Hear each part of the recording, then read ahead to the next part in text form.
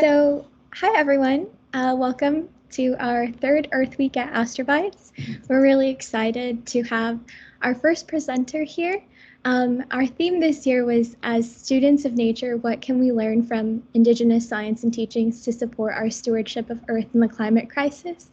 And for this first event, we have our Canadian Indigenous astronomer, Professor Laurie Rousseau-Nepton, who is now a professor at Dunlap Institute in the University of Toronto. And I will let her take it away about her presentation today about everything from the First Nations of Canada's perspective of the universe, and as well as the making of the One Sky Planetarium project. Thank you. Thank you so much. Thank you, and hi everybody. I'm very pleased to be connected with all of you. In this presentation, I aim at telling a story. It's a little bit of my story, but it's the story of a lot of people. And I hope that you will learn some things, and it will also trigger some interest for you to look and dig deeper into astronomical knowledge from Indigenous communities across the globe. So I am from the Pequot-Kamilnuats Nation. If you are not familiar with that name, which is very most likely, it is a First Nation that is located in the Quebec province on the east coast of Canada. We have a reservation that is up north by a very deep lake. And actually, Pequot-Kamilnuats in Innu, the Innu language, it means the Innu from the deep lake. These pictures that I'm showing here are actually from further north from the reservation, which is they are located in the Astrobites Reserve.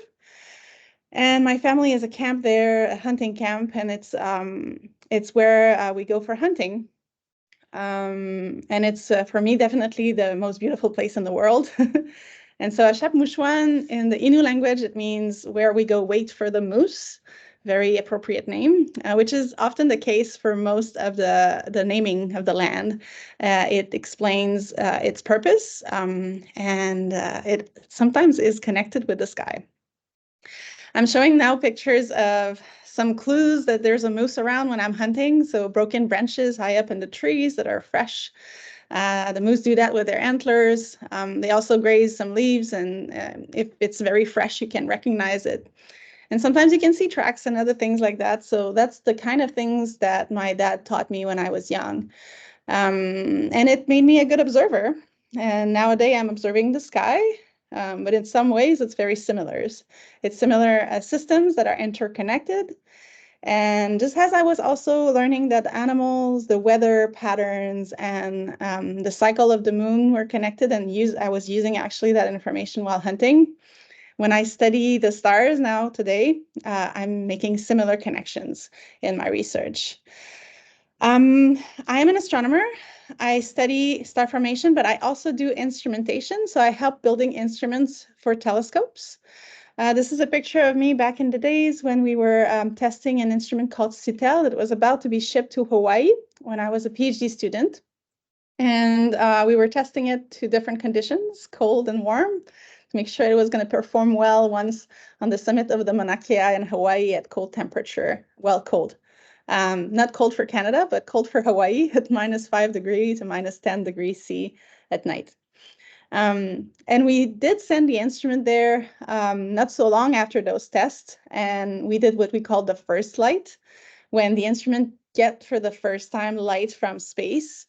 And this was the team up there that was in the control room, comfortably seated at warm temperature, not at the summit of the Mauna Kea, while the instrument was observing the night sky for the first time. And we had very bad weather plans. There was a hurricane coming on the islands, and fortunately, it just decided to go north at the last moment, and we got a full week, actually, of good observation.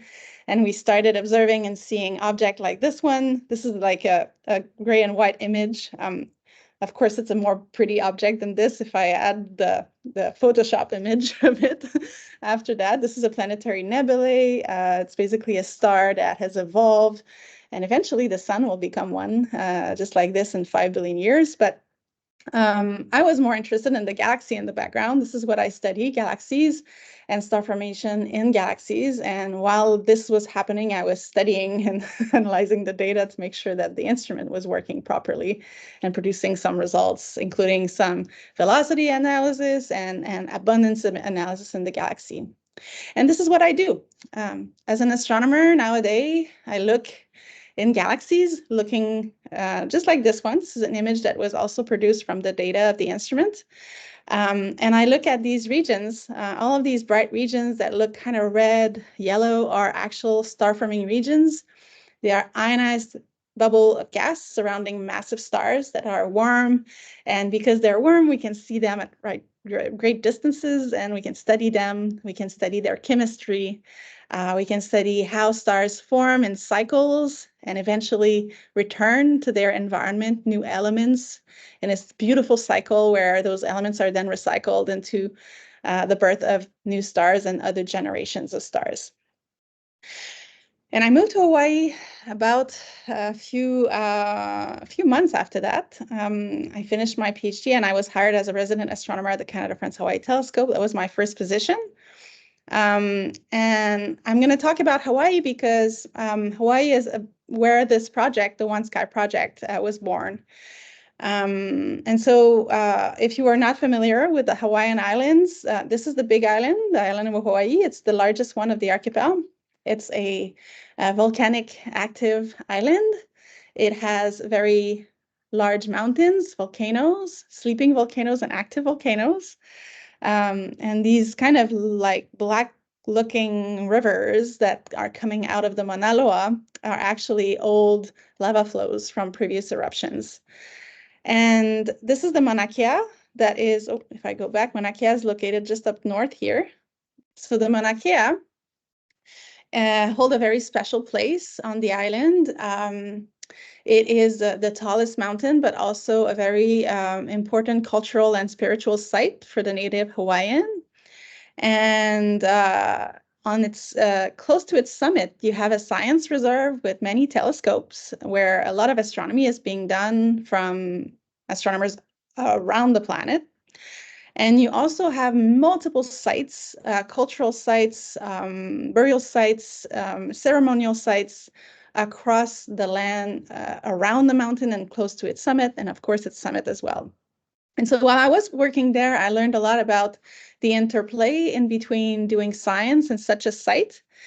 And for the good and the bad, I want to say that all mountains on the planet are to some extent very sacred to the native people that lives on the land surrounding them. And so astronomy has had to be working closely with native population throughout the years. And sometimes it didn't happen necessarily right. But it's something that I've learned in the past 7 years and 6 years working in Hawaii, which was extremely valuable. And this mountain is not only sacred, its very name, Mauna Kea, means the mountain of Wakea. It's a shortcut for mountain of Wakea, which is the god of the sky for the Hawaiian people. And it represents a connection point between the sky and the land. And it is a privilege to be able to observe from there. And we also have to acknowledge the very significance of the mountain when we are working there, when we go there, and we are using data from there. And on the science perspective, I really like to show this image because you see the Mauna Kea is rising above the clouds. When you drive up there, most of the time you have to drive through the clouds to get to the summit. And it is very special up there. You're above the clouds. And because of that, the sky is clear about 80% of the time, and you can observe the night sky very well. And this is the kind of object I study. And those little red areas are my star-forming regions. There's thousands of them in each galaxies, or more or less, that I'm looking at. And although they look static in the sky because we're just taking a snapshot of them, they are very active. And if we look at a simulation of what happens when stars are forming, We see that the gas and galaxies collapse due to the force of gravity and some turbulence. And denser filaments that are shown here in yellow in this beautiful simulation from Matthew Bates' team. The denser filaments are where the first stars will emerge. And they form in groups of tens, hundreds, thousands, hundreds of thousands of stars within one cloud like this. And there are one generation of stars that have roughly the same abundance, they are made out of the same material. And they're like sisters. We can see them like that. And very quickly in those clusters, they evolve. Some of the stars that are in them are really massive, like tens, hundreds of times the mass of the sun, only a few of them. But that's enough to produce a lot of radiation, photons, light that is energetic enough to warm the gas, the surrounding gas, and produce those beautiful nebulae that we see here in red. So this ionized warm gas that we can then observe at large distances. And each region is different. They form in all sorts of shape, of mass. Of course, they form a different environment also in galaxies, and they will form different kinds of stars as well. So this is just another image of a real object. This is the Tarantella Nebula that contains some of the most massive stars known in the universe. And this happens constantly in galaxy. It's a cycle. These little red blob we see appearing and disappearing are those warm clouds of gas around massive stars during their lifetime, which is roughly a few million years for massive stars. And so when they are there, they shine, they warm up the gas, we see them, and then they disappear. And some of them explode in supernova very drastically to return to the environment new elements. So as a scientist, I'm doing the signal survey. It's the Star Formation Ionized Gas Nebula Abundances Legacy Survey. And I study these regions and variety of environment and galaxy, from the most remote one to the ones that are in center of galaxies, and the ones that are the most massive to the ones that are the less massive. And I try to understand why is that so. Okay, so that's a little bit about my science, but let's return to the topic of today. I started my career in 2017 when I finished my PhD. And as an astronomer, something struck me when a friend of mine asked me if I could tell about the First Nations perspective on astronomy for a special event that was happening, a solar eclipse in 2017. Some of you might have actually seen it. And her question really struck me because I didn't had a story, but I knew that there had to be. It's just that I was not aware of them. And I thought that as an astronomer, as an Innu woman, I should have some kind of knowledge of that. But through the process of colonization, the very habit of doing this oral tradition and passing through the generation, this information has been really quiet down. And so I kind of started to look and to ask and to gather more information for that very event. And it kind of sparked something special. I found so many information, so much astronomy into the stories that I just kept going. And now I am making a goal of myself to bring back this knowledge to the people and to my people so that they can see how much contribution our ancestors have done to astronomy. And before I continue, I just want to say that Canada is very wide. There are thousands of communities across the land. They all have different cultures, habits. They have a lot of knowledge that is associated with their land, with their way of surviving in the environment and also living in harmony within it. And also there are some that are even in the Northern Territory here, the Inuit communities, and even within the Inuit communities, there's a lot of variation also in information that can be gathered. So I'm just talking from my perspective as an Innu member, but I just wanted to mention that there's a lot of knowledge in there. And when we look into the past and we're trying to gather information from communities, ancestors from the past, depending on where you are on the planet, you might have access to different type of information. I'm just putting some image here of some example, like it could be buildings, it could be some specific writings. It could be tools that are found that are used for astronomy and that we can discover that what they were used for. But in Canada, we don't have as much of these kinds of information. We're more looking into the stories, the oral tradition. And so there's a level of difficulty into gathering this because oral tradition has really been eroded through time, especially in the past century. And also it has been transformed from the constant influence of different cultures on the land. But one thing that was obvious to me is that back in the days, everybody was an astronomer. I can see it very quickly when I listen to stories, when I listen to ways the people were actually traveling across the land and using the land. And everybody knew how to use the night sky extremely well, not only to find their ways, but also to recognize patterns that were associated with very moment or phenomenon that were observed on the land at specific time of the year.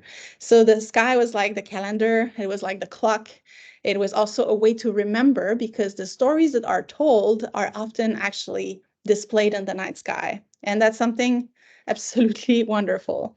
And the sky was meaning a lot more than just that. It had a very spiritual connection with the belief that the people across Canada had, that we came from the stars and that we return to the stars.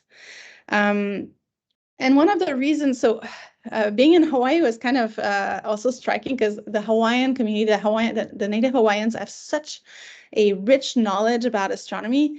So I knew because they were able to preserve that knowledge for so long and really keep it, I knew that there had to be something similar for my community. And although the Hawaiian people were using it so well to travel across the Pacific Ocean, well, in Canada, we also have our struggles when trying to travel across the land. And I'm just showing these zoom-ins of the area around my community so you can kind of have a glimpse on it. So it's not an ocean, it's just forests. It's the boreal forest. But the Quebec province and a lot of places across Canada are similar in a sense that it's very old land. It has been marked by the passage of the glacier and the interglacial age that ended about 15,000 years ago. And if you zoom in, you'll see that there are actually in each little corners of the place hundreds and thousands of lakes of different sizes. Some are big, some are small. So you see here, there's an empty area that looks empty, but in this, there's actually 1,000 lakes. If we would zoom in again, we would see even more. And I stopped there, but believe me, if I would continue, you'd see even more lakes and little ponds. And so the land is just covered with forests, rivers, and lakes, and everything is interconnected with this kind of water system. And it's important to find your path in this maze of lakes and river, and the stars were there for that. There's the stars, but also your sense of observation. One of the elder of my community, Josephine Bacon, was always saying, that you recognize even on the back of the stars, the faces of the trees. Like the tip of the trees were sometimes peculiar, and you would recognize them just like people, just like faces. And even though the nights are extremely long in Canada, especially in the winter, you would use all of the elements of the nature to find your way, and you'd have an extremely good memory of what's on the land.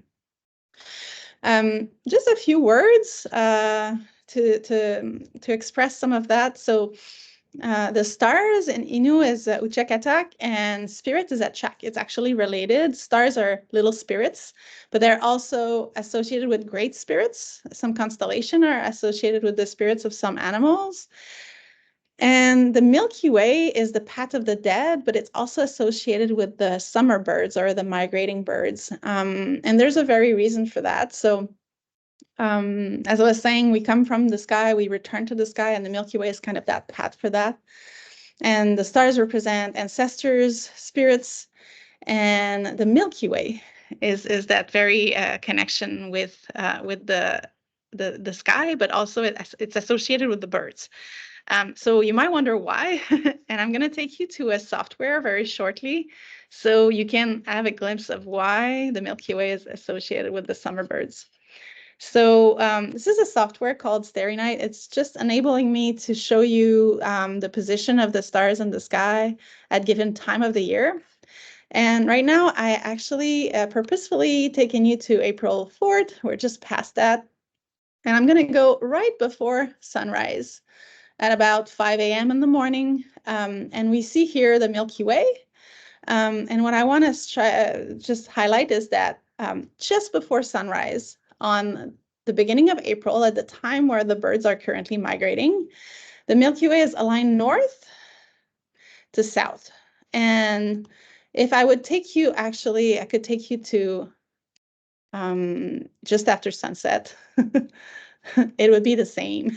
So this is south and north. And if we go on the other hand of the year in October, sorry, when the migration happens, roughly after the sun sets. And here we go. We have the same alignment here with the Milky Way being north to south. And if I would take you to the morning, just before the sunrise, you'd have the same alignment. You might think it's just something random, but believe me, the Milky Way only does that in those periods of the year, and otherwise it rotates around our head constantly. So if I would take us to the middle of the night, you can see this constant passing of the Milky Way in the sky. So that's why the Milky Way is associated with the birds. It's basically is pointing towards the direction of their migration at the very moment where they're landing or taking off. And that's why everybody has kind of made that connection here on the land.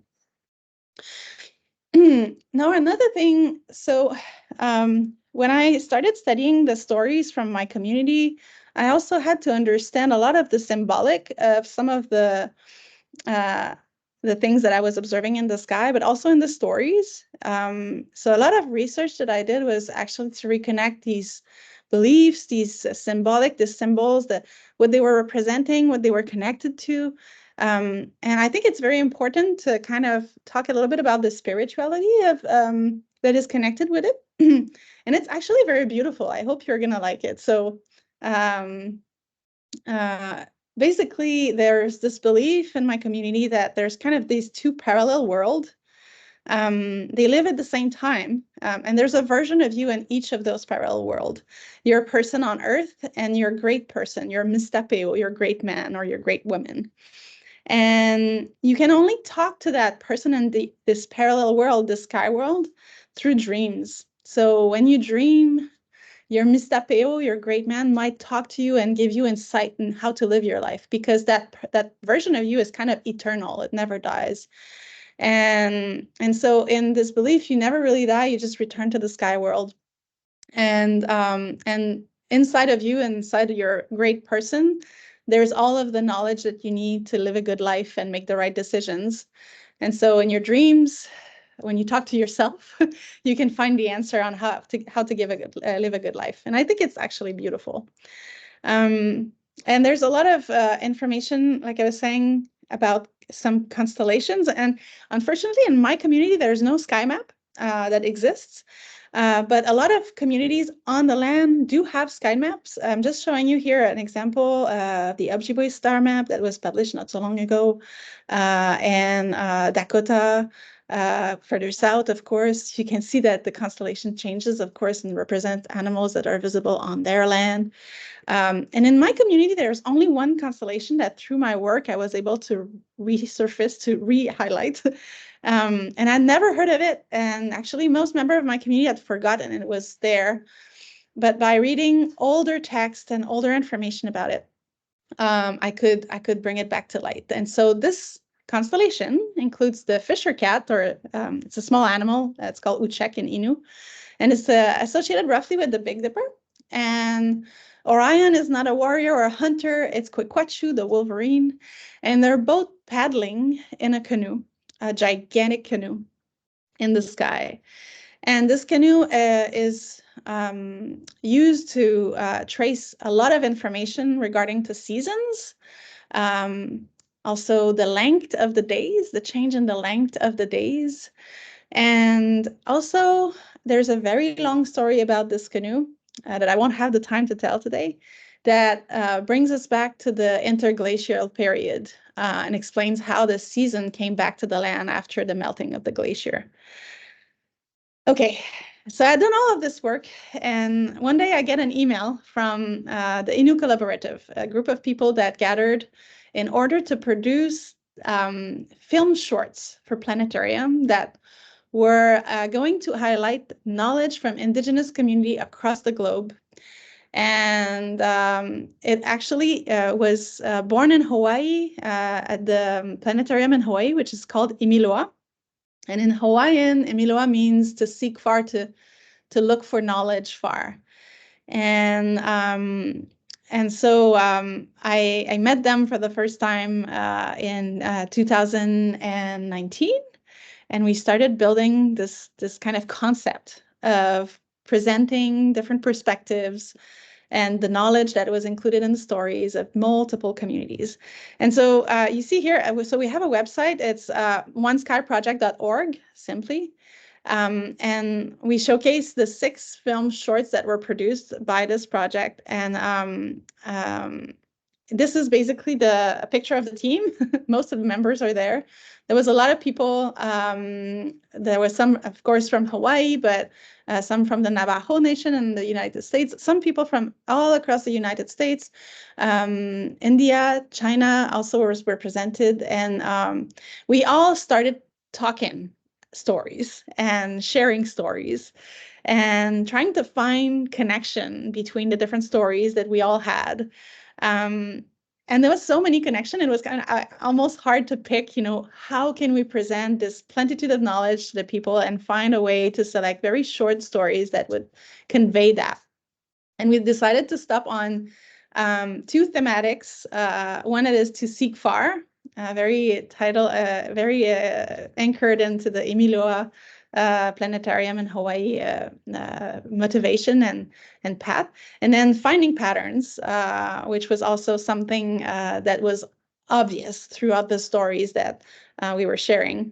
And one area of the sky, the Orion constellation, or Kwekwechu, if you remember, was an obvious constellation that was common to a lot of the communities that were part of this project. And so we went on into developing these shorts, and I'm just going to show you like a few images of the shorts to kind of give you an idea of how it looks like. There are 360 renderings, so it's for a dome, but we also have like the same shorts available for a flat screen, if ever you're curious. And they are all made free for download and use in planetariums, as long as it's not to make profit to some extent. And so this is the Hawaiian one. The Hawaiian short is called Wayfinder.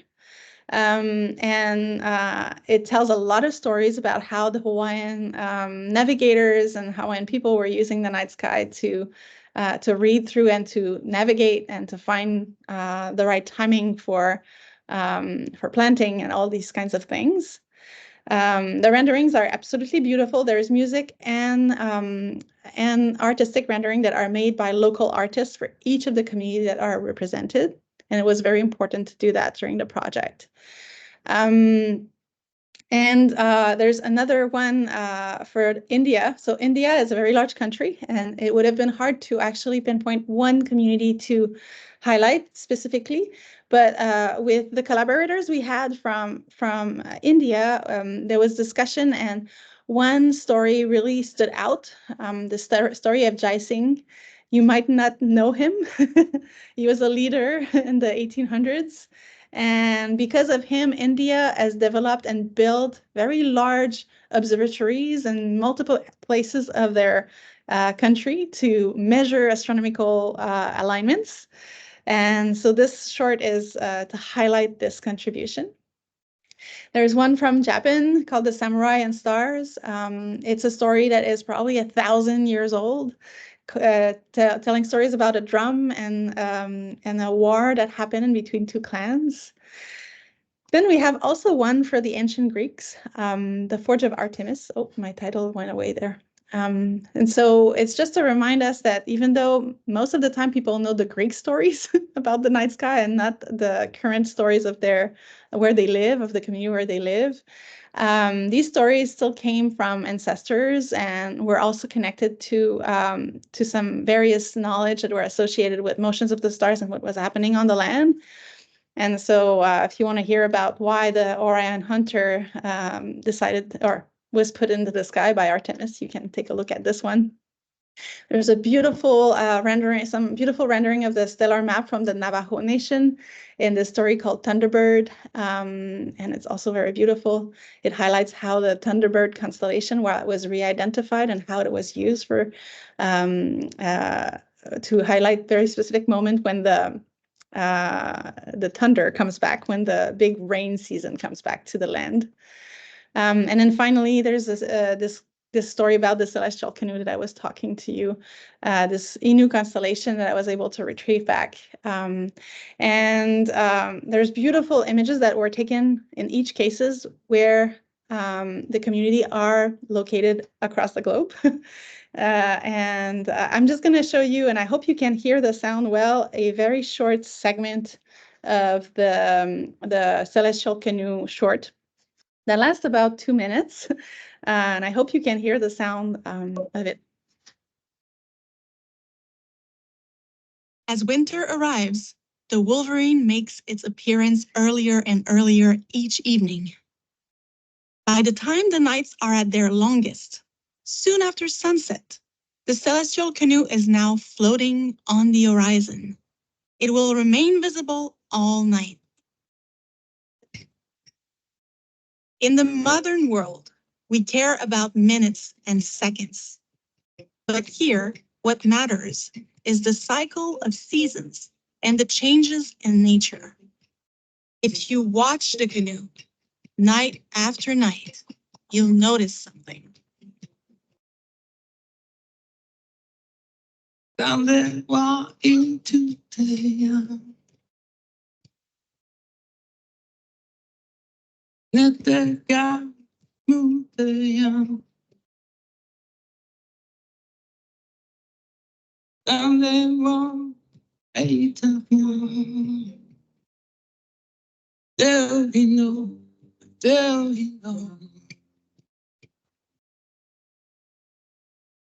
Down there, walk into the young.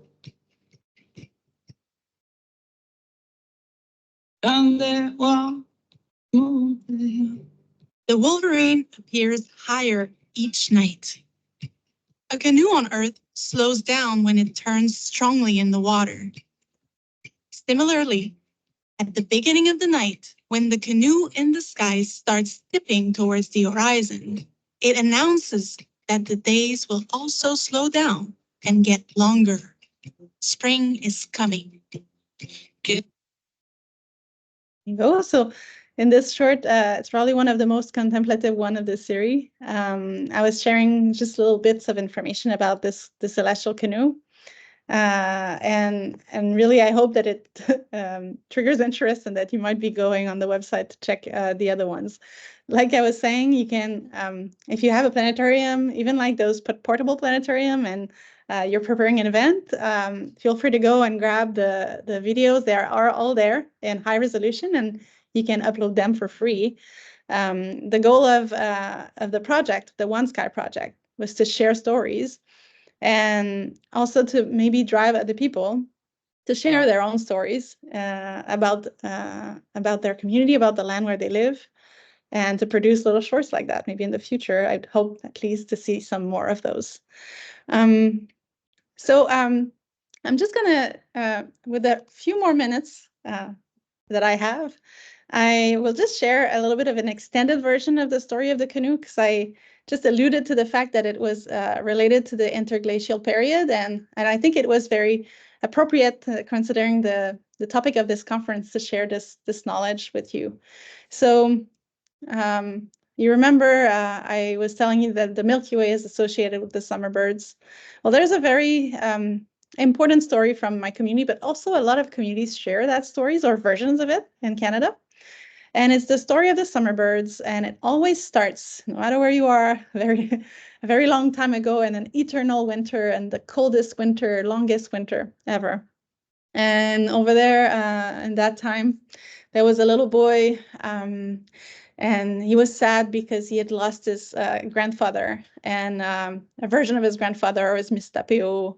There's different version of the stories, but he was crying, and he was really not able to stop crying. He was just so sad, and it got to a point where actually everybody around him wanted to find a way to ease his pain, and the forests all gathered, and they asked him what they could do to help him, and he said that he wanted to be able to hunt the summer birds.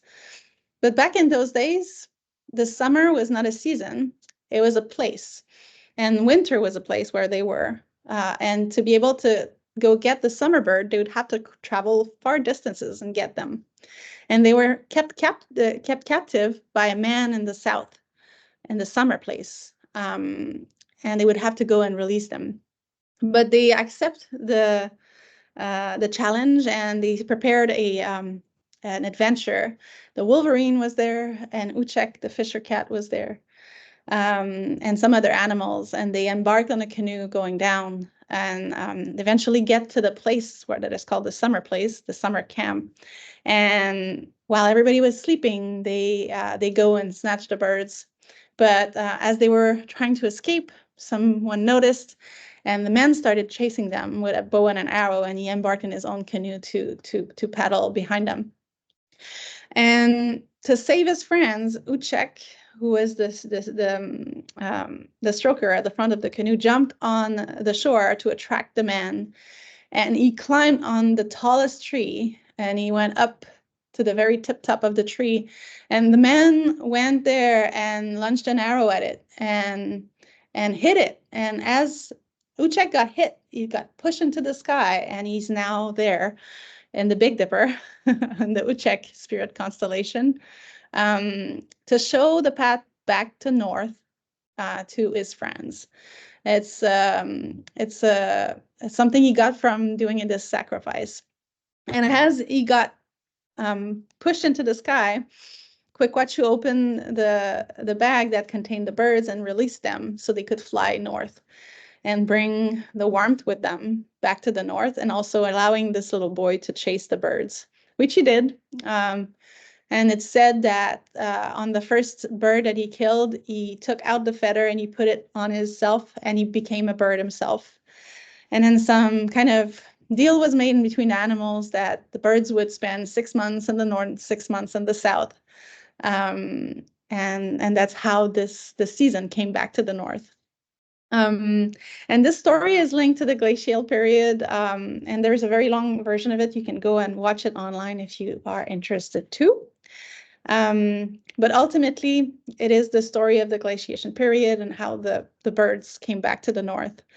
And I think I do have a short videos, but I will, since it's the very end of my presentation, I will take you back to this software because I think it's greater to see it in real. So if I take you to December 21st, this is the solstice of the winter, and we're going to go just after sunset. So at sunset, night become dark, and what you will see in the sky right after sunset is the canoe, Uchek and Kwekwachu, across the horizon, laying flat on the horizon. As the story advances, our friends are gonna actually start to paddle south. So the canoe will align north to south in the sky. And then in the story, what happens is that they snatch the birds, and then Uchek tried to attract the attention of the man, climbing up the tallest tree and getting close to the zenith position right above our head. And as he is shot by an arrow, his friend, Kwekwachu, releases the birds, and the Milky Way is actually aligned south to north at this very moment, and the birds can find their way back home. So I hope that you now see that this story is painted in the night sky. It's why it traveled across thousands of years from the glaciation period to today so that we can remember that this happened. And why do we remember it? Because it's beautifully, poetically written in the sky. And not only after generation it was told, but it was also seen in the sky. And maybe you as well, when you look at the night sky, you'll recognize the canoe if you live in the north.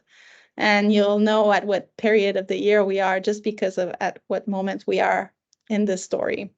So of course, when we get to April and we see after sunset what's happening, we're at the moment when the birds are released in the story.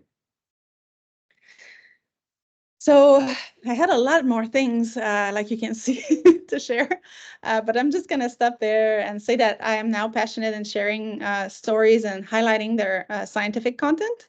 And not so long ago, we had the solar eclipse 2024. And so unlike what happened to me in 2017, I now have the knowledge of the stories from my community related to eclipses. And also we highlighted the communities across the path to totality. So there was some stories from the Oneida Nation and the Mohawk Nation, and we put it into a video that is available on YouTube. You can go and watch it if you're interested. And I'm going to stop there. I hope you have questions for me. Thank you so much. Thank you. Thank you so much, Laurie. That was incredible. I learned so much.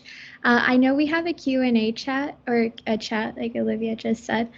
But I actually had a question for you. You mentioned how the constellation from your culture that you were trying to dig back, like the stories. How did you even begin that process when something is lost? Like, how did you, can you speak about that? Yeah, definitely. And that's a super good question. So like I was saying, also stories have been transformed through the process of colonization. And so what you hear today is not what it was back then.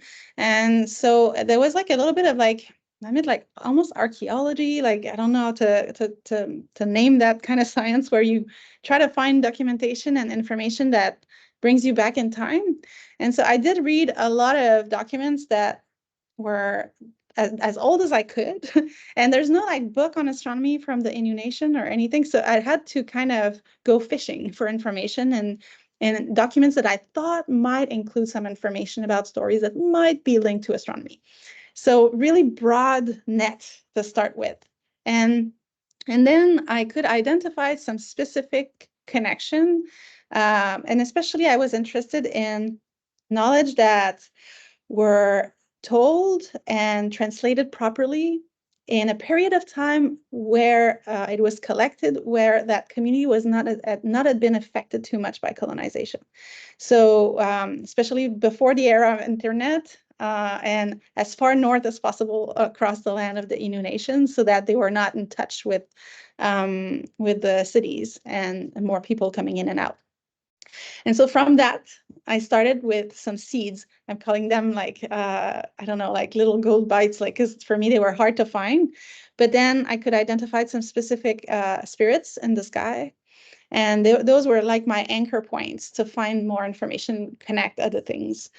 And there was this that was a really good sign. And also if a story is told in multiple versions, but similar by multiple communities that are connected, it could be Inuit, Cree, Ojibwe on the west, Anishinaabe, the connected communities across the territory, then it was also a good sign because it was like a second verification that the story was there, it was important, and it was transmitting something.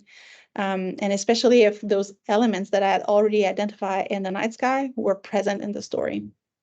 Then I was looking broadly to stories, and you're looking for seasonal changes, rotation motions, or rotation activity, something that is pushed directly into the sky. Those kinds of information can help connect celestial motion with characters or spirits in the stories. And so it takes a long time. I'm just going to say that, but it's a lot of fun.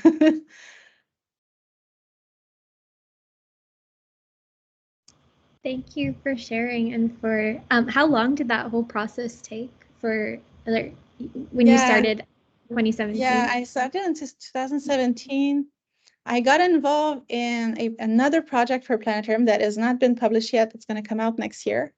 And I started to be not alone doing it. Like people had heard I was trying to do this. And just after 2 years, I got into a group of people that were aiming at doing similar research.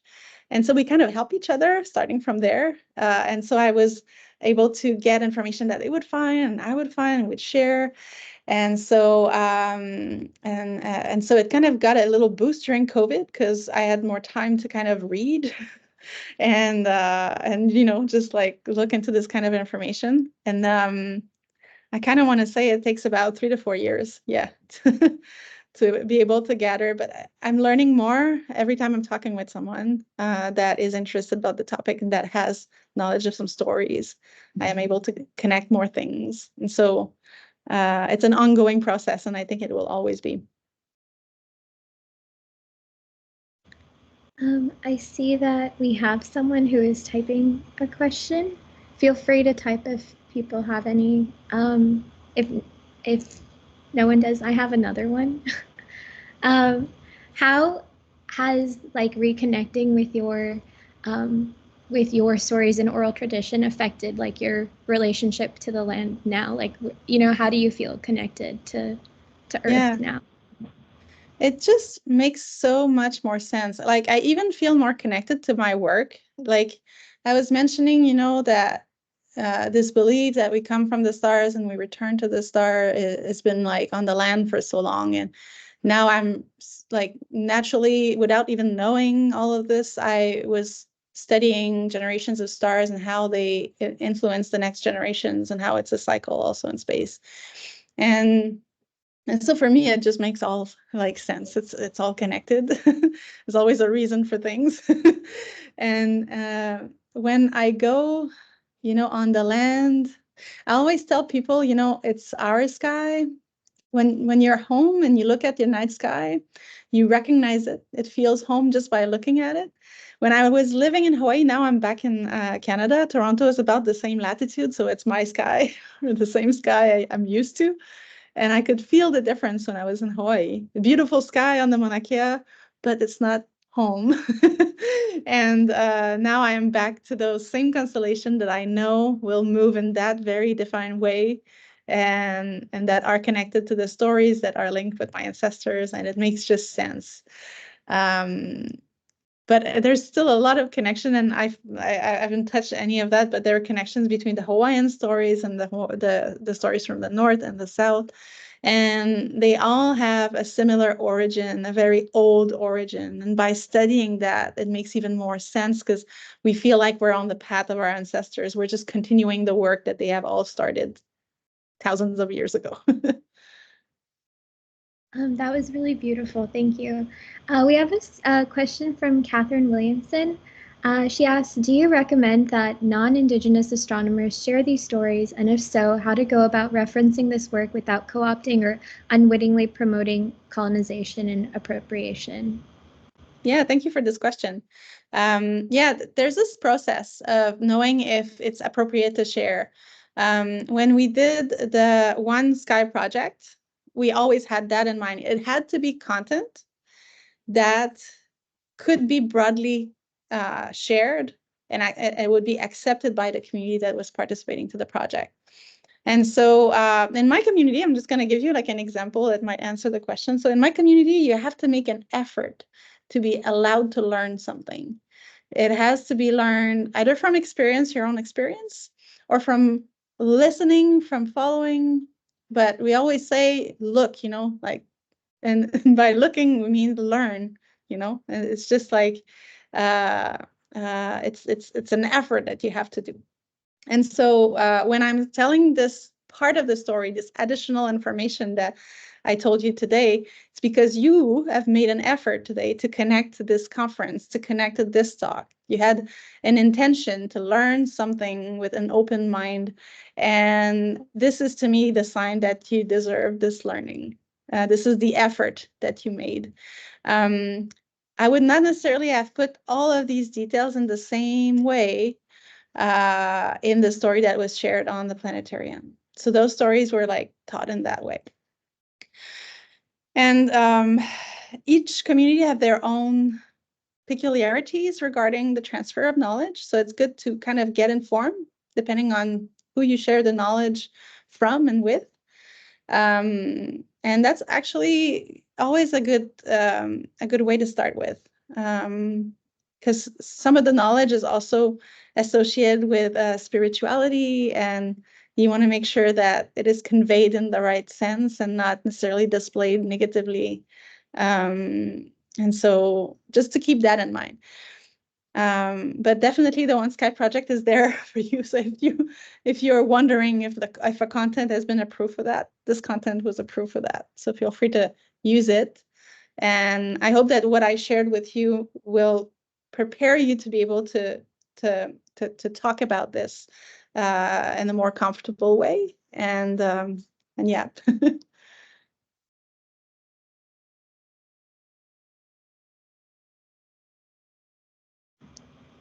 She says thank you. Do we have any other questions amongst the audience?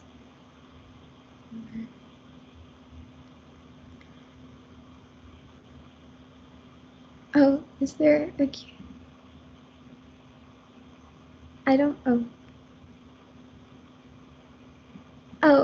Mark has said, sorry if I missed this, but do you recommend a reference to look into these stories?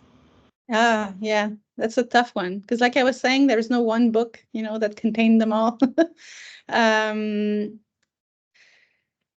There are some star map books published by Wilfred Buck that I think would be a good way to start. It's from the Ojibwe perspective. So those are really well built and they're focused on astronomy. So that would be a good way to start. But my favorite ones are kind of little bits of books that are spread across. So it would be hard to just suggest one book. Yeah. I have another question. What are you in the process of learning about right now, if you don't mind sharing? Like like you just said that with the solar eclipse, you were more connected with it this time than Yeah. Yeah. So, Oh, I hope you get time to go see that video on YouTube that we made, because for that. Yeah, because it's great. And especially the two stories that we gathered also from the Oneida Nation and Mohawk Nation are really fundamental. If you've already heard about the Turtle Island concept, Sam Dockstetter from the Oneida Nation gives a beautiful display of this kind of cosmogony story about how Sky Woman came down on the back of a turtle and created what we have around us, and how she's now on the moon and still watching over us. And then the Mohawk stories comes from the peace treaty that was signed on the Haudenosaunee Confederacy across the Great Lakes, and it is known as one of the oldest peace treaty kind of that represents, peace that happened on the land, and was signed during an eclipse. And I've heard a lot of stories from across the globe of terrible stories about like war and sacrifices linked to eclipse. But it really struck me that most of the stories across Canada are like peaceful, and an eclipse is a moment of reunion between family members and peace. And so for me, it is special because it gives you an insight on the global philosophy of your people, like who you are, who we are as a community. What are we based on? What are the fundamental beliefs and fundamental ways of doing things? It's encapsulated in those stories. And when I discover all of that, I discover the philosophy around it, the fact that all the information to live a good life is in ourselves, that we are globally peaceful, that we live in an harmony with the different cycles across the land and between the environment, the animals, and everything. I find it very beautiful, and for me, it's just something that makes me more like who I am. Without that knowledge, you don't know. Like, and actually, one thing that I'm gonna share is when I started hunting with my dad, especially the moose hunt, we were crossing like more distances on foot. He was always telling me to look behind me and look, at anything, trees, rocks, a mushroom, something like that is out of the ordinary. And he was telling me this because when you come back to the camp, this is what you see. You're going to see what's behind you. If you don't look behind often, you're going to lose your path. And I see it in the same way. If we don't look back, if we don't understand where we come from, where our ancestors come from, what they were thinking about, you're just losing your path. So to continuously evolve in that future, it's good to remember where we came from. Thank you so much. I think we have our final question, and it's from Catherine. I had heard about Sky Woman and Turtle Island, but I didn't know she was viewed to be on the moon now. How should this inform space exploration, settlement, and resource extraction from the moon? Thank you for that question. It's such a tough question. I don't know, like for the Six Nation, the Anishinaabe Confederacy, the moon is extremely sacred. It's Sky Woman. And so from what I've heard from many of my friends, it would be unthinkable to scratch it. And I understand it. And so I think that a broader discussion has to be open before anything of great significance has been done there.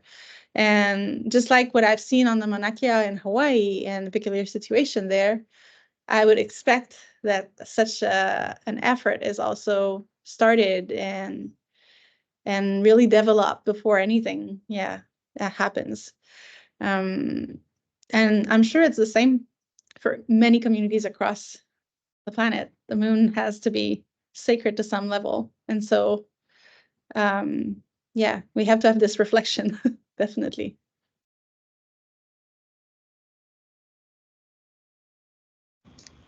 I think we're close to the end of the 1 hour mark, but if there are, Catherine says thank you. I hope we can have those discussions.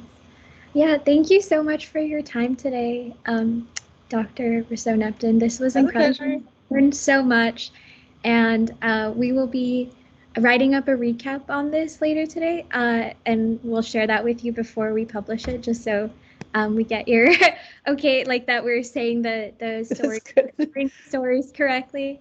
Yes, and for our audience. Gautam asks if we would like to reach out and ask questions later. Could we share your email? Is it okay for us? Yeah, of course. Yeah, I'm easily found on the University of Toronto website.